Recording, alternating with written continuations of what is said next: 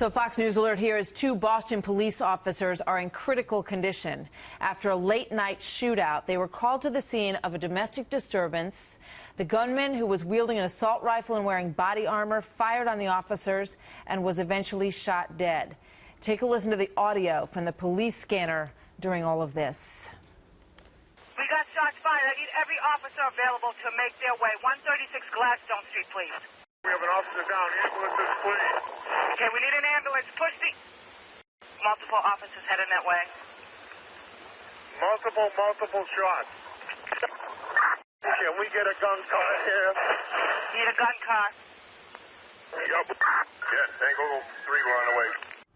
Another frightening situation for police officers. Laura Ingle in New York with the latest. How are these officers doing this morning, Laura, first of all? Hi, Martha. Well, Boston's mayor has told reporters that the officers are still in critical condition, but doing better than they were last night. So there's some good news there. Both officers are out of surgery this morning after being shot while responding to that domestic dispute call in the city's East Boston neighborhood. Their names aren't being released, but we have learned one is a 28-year veteran, the other a 12-year veteran of the Boston PD.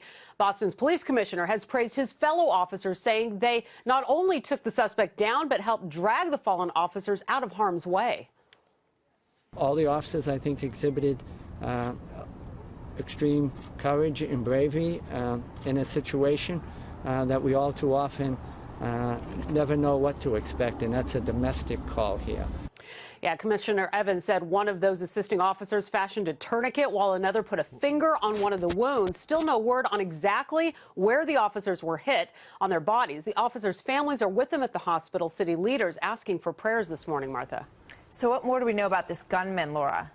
Yeah, well, police have identified him as 33-year-old Kirk Figueroa, adding that he lived in the neighborhood. Now, locals described Gladstone Street, where the shooting went down, as a typically quiet one-way street in the East Boston community, and say that neighbors were scared. Police told them to shelter in place as their street turned into a terrifying patch of real estate as gunfire erupted and police cars responded with lights and sirens. The local district attorney says an investigation now underway. Given the gravity of this event that occurred tonight, when I learned about it a little after midnight, I responded myself to the scene in East Boston. I assigned the chief of our homicide unit, Ed Zabin, to lead that investigation. He will do, and we will do, a very thorough and transparent investigation into these events.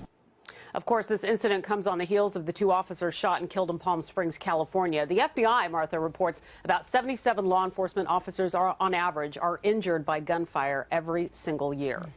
Hats off to all of them. Thank you.